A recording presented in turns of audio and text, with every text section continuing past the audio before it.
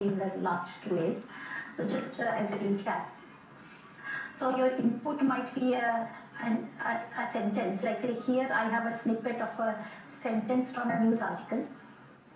And my goal in one form of information extraction is to find the named entities in this sentence. So the named entities would be names of people, which is this green part, names of organizations, which is the yellow part, or names of places, which is this orange part. Another example of information extraction. Here you see a citation, and in this citation we have categorized words based on whether they are part of author, which is this light yellow part, or year, which is this purple part, title, which is the blue part, and then the journal name, which actually should be a different color, volume, page number, and so on. And information extraction has several applications. I will not go into them now. Okay, so let's first try to see how the structured learning framework allows us to solve the information extraction problem. So we will consider an even simpler example here. Let's say our input, we have a sentence. Okay, so this is a sentence. It says, my review of Verma's last theorem by essay. And in terms of the IE problem, what I want to solve is label. I want to identify in this sentence the mentions of book names and author names. Okay, because this has applications. Say I'm going over people's blogs and finding out what they are saying about a particular book, or over the set of books which have been released this year. Okay, so I want to solve this book title extraction and author name extraction problem by using the structured learning framework. So this is first how I will define the prediction space. I am going to define the information extraction problem as that of assigning labels to each word in a sentence. So through some method I tokenize this sentence into this set of 9 words. So this is the sentence words, these are 1 through 9, and these are the input 9 words. And my output Y should assign a label to each of these 9 words, and each label can be one of these 3 words. Either it can be other, which means it's neither a title nor an author, or it can be a title word, or it can be an author word. So what you see in the bottom row here is one possible, and this happens to be the correct labeling of the input sentence with the labels that I want to assign. So now if I think in terms of random variables, the labels that I want to assign, these are now, because each yi in turn is a scalar, the bold-faced y is the vector of 9 labels, and each yi is a scalar. So you see the graph below is the set of 9 variables I want to predict. And I don't want to solve this 9 variables labeling problem as an independent labeling problem, because I know that adjacent words are likely to have the same label. So in order to capture that fact, I am going to add an edge among the set of words which are adjacent. So this gives me this very simple chain graph. And now I will use the feature functions to capture the affinity of words to the labels that I want to predict. And now the feature functions are defined over adjacent variables. So here I have a feature function defined over a yi and the previous variable yn minus 1. And I am defining this feature function at the ith position, so that is the third argument. And the input to this feature function can be the entire input x, because that is always available to us. Now, in order to use structured learning, I have already shown you how my feature function decomposes over these pairs of adjacent variables.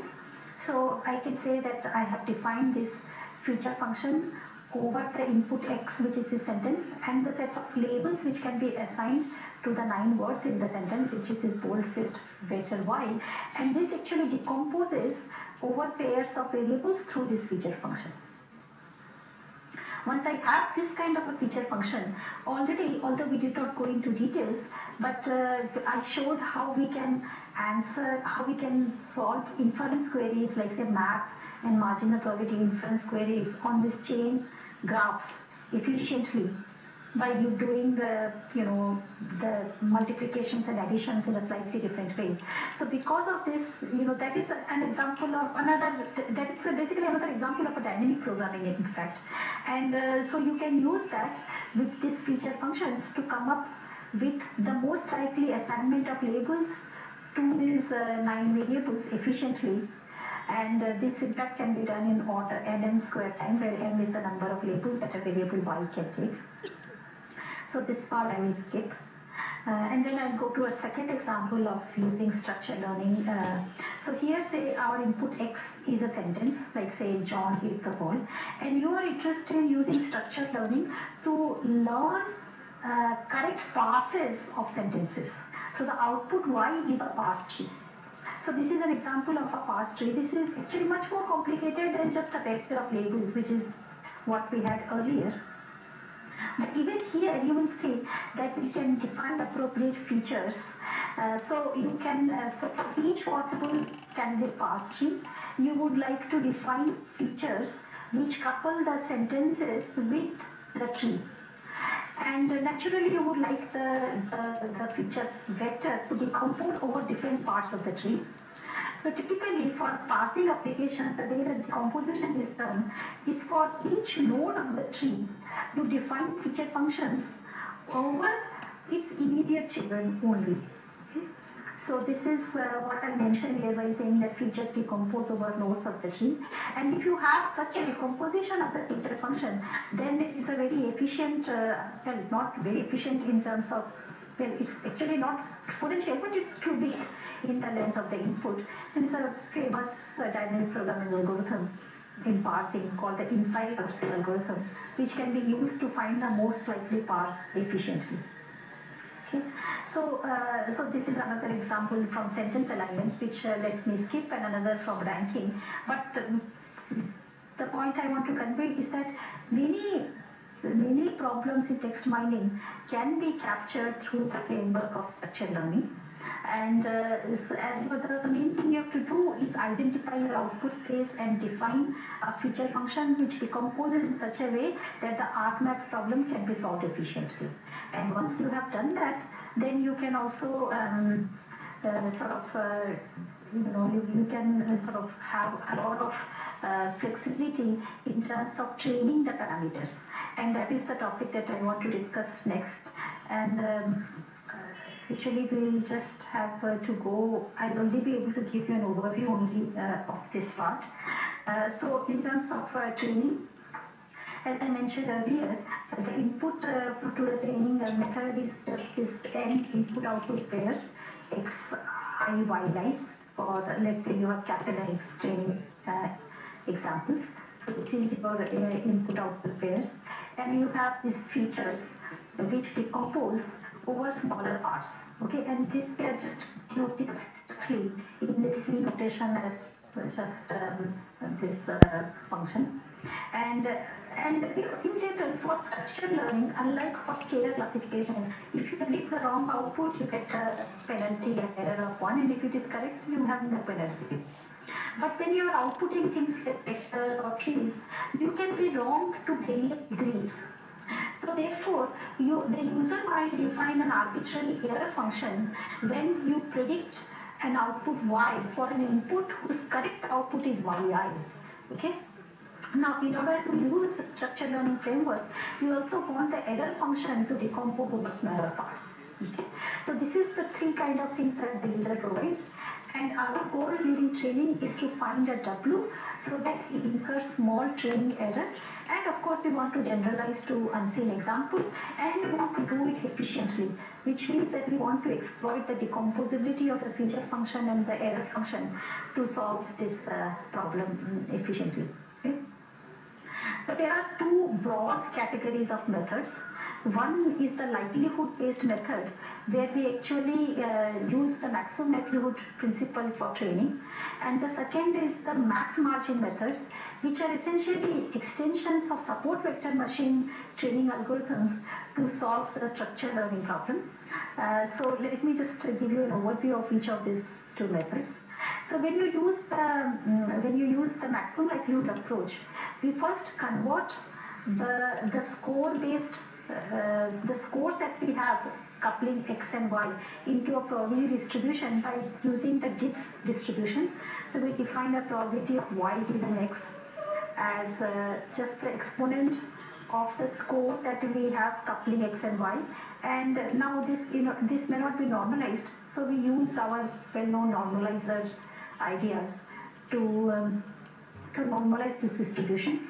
So you have this joint distribution which over the different components of y, but actually it's a conditional distribution of probability of y given x.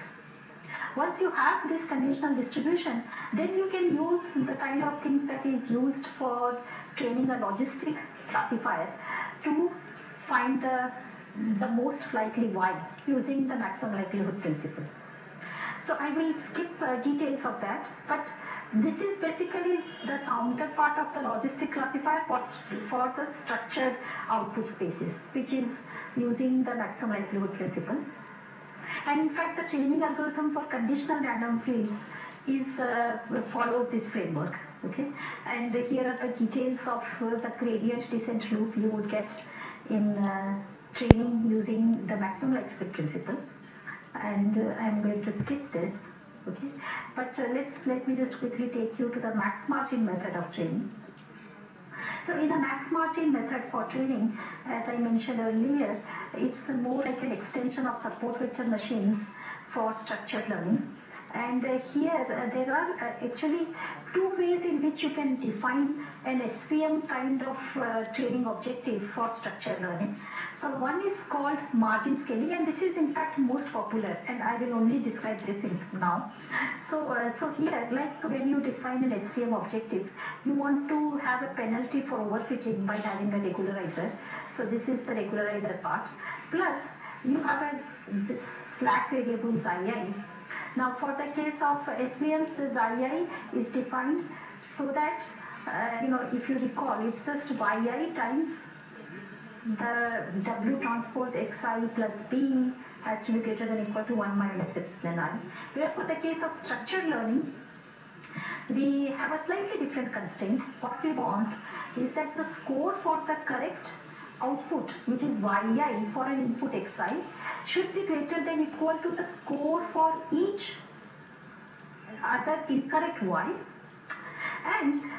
but the amount by which they should be separated should depend on the error, how erroneous y is compared to yi. So therefore we have this error function. So, sorry, this argument yi is missing, and I have used this short form eiy to capture this argument yi.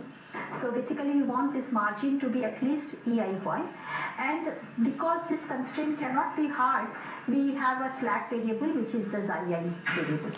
Okay, so this is what we get over here. So this is the equivalent of SVM for the case of structured learning. There is another formulation which I am going to skip, and this can be kind of put in the loss regularization framework. Now, in order to solve for this objective, so this is the objective that we have. In order to solve this objective, we have to deal with the fact that for any input I, there will be an exponential number of possible y's over which we have this constraint.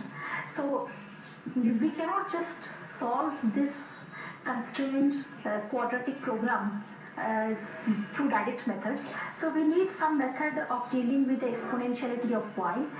The standard method that is used in such cases is the cutting plane algorithm, and you can find details of this algorithm in citations that I have mentioned at the end of the talk.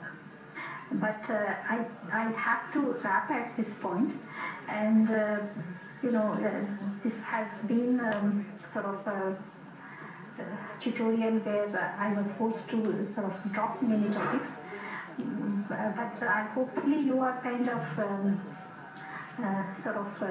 you have gotten the introductory material, and you are interested enough about this topic that you will read up about the rest on your own. And there are many available software packages that you can directly download. For example, for structured learning, the authors Thorsten Joachim, he has a software that you can download from his homepage.